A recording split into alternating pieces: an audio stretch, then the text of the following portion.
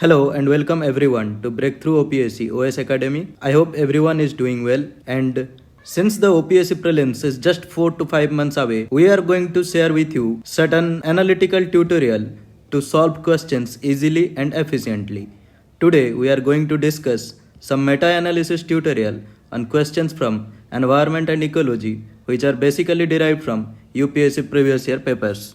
Before we go to our first question, we have an important announcement. As we know, our All Odisha Free Open Mock Test was scheduled to be held on 14th May 2023, but the date of the All Odisha Free Open Mock Test has been rescheduled to 21st May 2023 due to the upcoming OSSC CGL examination. The open mock test will be based on the changing patterns of your OPSC prelims examination. You will get free discussion classes. You will get full length test in the open test. To contact us and to register for the open test, please contact over this number, or you can WhatsApp over this number to get your registration form and fill it as soon as possible. The other ways you can contact us is via email, that is written here, breakthroughopsc@gmail.com, or you can join our Telegram channel named Breakthrough OPSC OS Academy.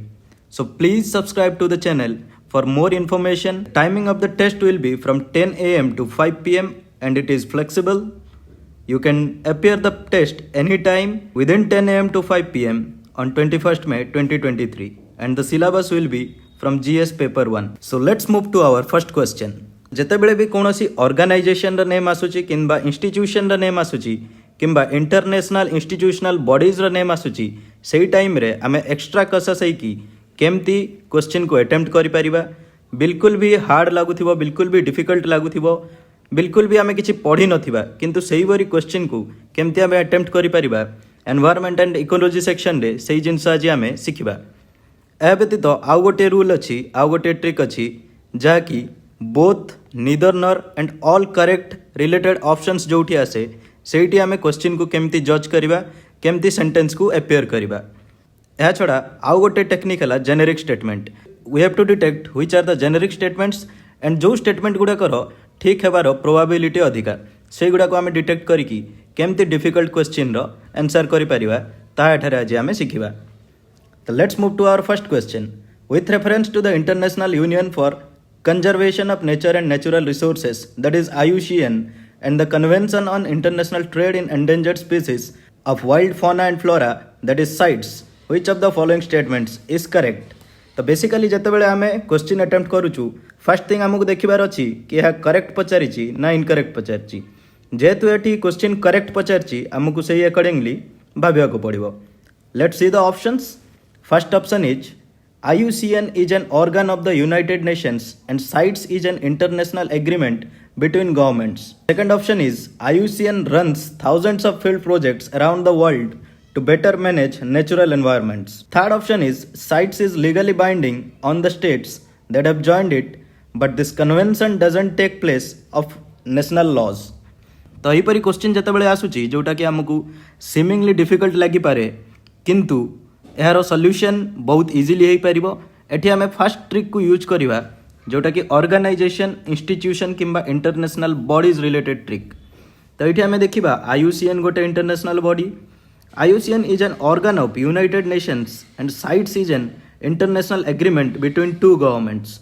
तो ये आम पाखे दुईटा statement अच्छी। First statement is IUCN is an organ of United Nations and CITES is an international agreement between the governments. यही दुईटा statement रे ही आम पाखे इंटरनेशनल इंस्टीट्यूशंस किंबा इंटरनेशनल बॉडीज किंबा ऑर्गेनाइजेशंस ये टर्म्स अच्छी। तो मोस्ट प्रोबाब्ली यही स्टेटमेंट रे UPSC हो किंबा OPSC हो आपण मानू कन्फ्यूज करने चेष्टा करेंगे। सेकेंड स्टेटमेंट है IUCN runs thousands of field projects around the world to better manage natural environments. ये स्टेटमेंट मे भी ठीक हो पारे, मे भी भूल हो पारे, आम या विषय किसी जानी ना।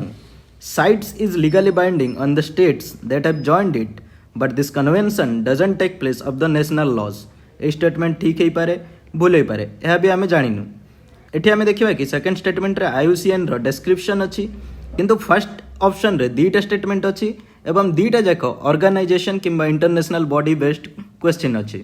तो आम जदि इजिली स्टेटमेंट नंबर 1 को आमर मेटा एनालिसिस ट्रिक पकईकी एलिमिनेट करवा, तो आम ए को ऑप्शन रिमूव करिपरिबा, सी ऑप्शन को एलिमिनेट करि परिबा एवं डी ऑप्शन को एलिमिनेट करि परिबा तो what we are getting is B that is 2 and 3 which is the correct answer. So let's move to the next question. With reference to initiative called the Economics of Ecosystems and Biodiversity, that is TEEB, which of the following statements are correct? It is an initiative hosted by UNEP, IMF and World Economic Forum. এই জিনিস এটারে আমাকে mark করিবার আছে initiative hosted by UNEP, IMF and World Economic Forum. Three institutions रो name दिया जाय अछि. सेकंड स्टेटमेंट हला it is a global initiative that focuses on drawing attention to the economic benefits of biodiversity. तो normally आमे जतेबेले e statement पढ़िबा आमे एठी जानि परिबा कि एटा गोटे जेनेरिक स्टेटमेंट. जतेबेले बायोडाइवर्सिटी रिलेटेड कोनोसी इंस्टीट्यूशन अछि तो तार attention economic benefits of biodiversity उपरे रही परिबो कारण TEEB रो नेम रे ही अछि इकोनॉमिक्स ऑफ इकोसिस्टम. तो यह इकोनॉमिक ऑफ बायोडाइवर्सिटी उपरे फोकस करि परिबो. So this is a generic statement and this can be true. Third statement am pakhre achi, it presents an approach that can help decision makers recognize, demonstrate and capture the value of ecosystems and biodiversity. Third statement रे मध्य यह एक generic statement भली feel होची. तो आमे जदि three institutions वाला statement को एलिमिनेट करिवा based on our meta analysis and based on our variable analysis जोटा कि लास्ट वीडियो रे दिया जाइथिला. तो आमे जदि फर्स्ट स्टेटमेंट को eliminate करिवा A will be eliminated and D will be eliminated. So now we are getting two statements, that is B 3 only and C 2 and 3 only. जेहेतु मु स्टार्टिंग रे कहिथिली कि सेकंड स्टेटमेंट गोटे जेनेरिक स्टेटमेंट भली feel होउची एवं यह correct हेबार probability chances बहुत अधिका तेणु we should go with option C and that is the correct answer. Let's move to the next question. Consider the following statements with respect to trade-related analysis of fauna and flora in commerce, that is traffic. Traffic गोटे international body, एटा समस्ते जानी थिबे, समस्ते normally environment ecology पढ़िला बेले traffic विषय रे सुनी थिबे. तो eighty first statement दिया जाइछि traffic is a bureau under United Nations Environment Program. तो एटी आसी गला international institutions जोटा हमरो ट्रिक 1 थिला. Traffic is a bureau under United Nations Environment Program UNEP.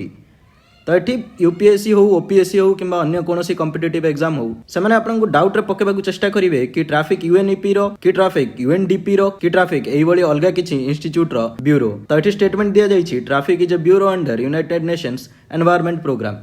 सो आमर फर्स्ट ट्रिक एठी अप्लाई हबो जोटा कि इंस्टीट्यूट को आमे रिमूव करबा.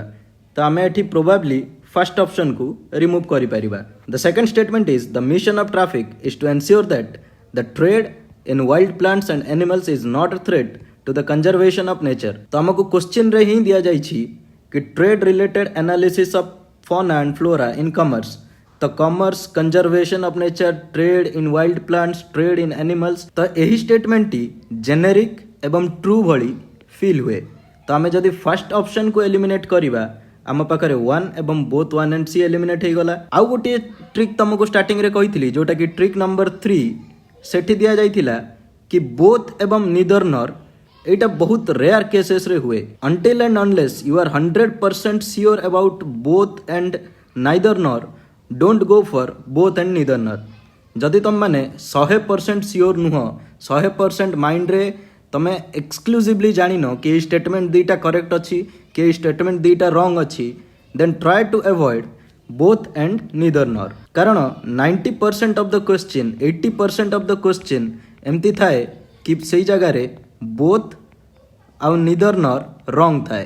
तो आमे जेते दूर पारिबा बोथ एंड नीदर नॉर को इग्नोर करबा को ट्राई करबा unless and until we are 100% sure about it.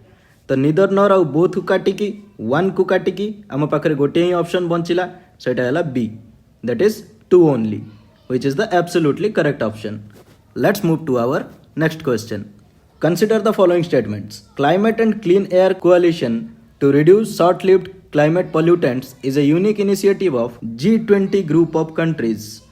The CCAC focuses on methane, black carbon and hydrofluorocarbon. Let us say कि आमे CCAC विषय रे किछि भी जानि नाही आउ हमकु क्वेश्चन अटेम्प्ट करी कि हमरो मार्क जदी बूस्ट करिवार अछि देन सही केस रे आमे मेटा एनालिसिस रो ट्रिक्स को यूज करिवा. एवं एही केस रे जेहेतु G20 group of countries it is A international institution, international organization, so we can safely remove this statement.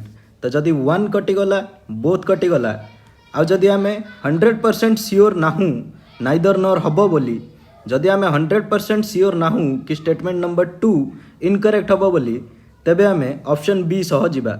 Uh normally जदि आमे एठी देखिबा कि CCSE focuses on methane black carbon and hydrofluorocarbons this is also a generic statement. यह भी गोटे generic statement. तो generic statement को आमे ट्रू मानिकी जदि जिबा तो आम पाखे ऑप्शन बंची जीव B 2 only which is the absolutely correct answer. Let's move to our next question. Consider the following statements. The Sustainable Development Goals were first proposed in 1972 by a global think tank called the Club of Rome. The second statement is the Sustainable Development Goals have to be achieved by 2030. तो ये भी आम से same trick use करवा institution किंबा organisation जो जगार आसूची environment and ecology रे ताकू आमे सेफली रिमूव करि परिबा। तो क्लब ऑफ रोम को आमे जदि रिमूव करवा आम पाखे 1 कटिगला बोथ कटिगला। आ सेकंड स्टेटमेंट कहूँ the sustainable development goals have to be achieved by 2030। तो यही जगह कन्फ्यूजन आसी पारे कि 2030 रे हबो कि 2040 रे हबो कि 2070 रे हबो। जदि आमे सियोर नाहू कि यही सेकंड स्टेटमेंट एब्सोल्युटली भूल अच्छी कि एब्सोल्युटली ठीक अच्छी देन आमको निदर नर रे जाइकी रिस्क नेबार नाही। आमको कौन करिवार अछि नॉर्मली ऑप्शन बी सह जिबार अछि। तो if you go with that formula if you go with option B that is the final and correct answer. तो आज आमे मेजरली 3टा ट्रिक शिखिले। गोटे है ऑर्गेनाइजेशन इंस्टीट्यूशन किंबा इंटरनेशनल बॉडीज जदि क्वेश्चन रे अछि ताकू केमती आमे शार्पली डिटेक्ट करि परिबा ताकू केमती आमे माइंडफुली पढ़ी की क्वेश्चन को एनालाइज करिकी कम टाइम भितरे सॉल्व करिकी एक्स्ट्रा मार्क गैदर करि परिबा। जदि बोथ निदर नर एवं ऑल करेक्ट अछि ताकू केमती कि आमे इग्नोर करि परिबा किंबा ताकू केमती कि आमे सस्टेनेबली करेक्ट करि परिबा एफिशिएंटली करेक्ट करि परिबा सेही विषय रे मध्ये आमे सिखिले। एवं जेनेरिक स्टेटमेंट वाला क्वेश्चन को केमती अटेम्प्ट करि परिबा सेटा मध्ये आमे भलो से बुझिले। एमती वेरियस टाइप्स रो मेटा एनालिसिस ट्रिक आम पाखरे अवेलेबल अछि। एही मेटा एनालिसिस टेक्निक एवं पेपर सॉल्विंग मेथड को यूज करके आमे 80-90 रु आम मार्क को बूस्ट करके 120+ 130+ श्योर शॉट नहीं कि जाई परिबा। So if you like the video, please like, share and subscribe to everyone, every UPSC, every OPSC aspirant।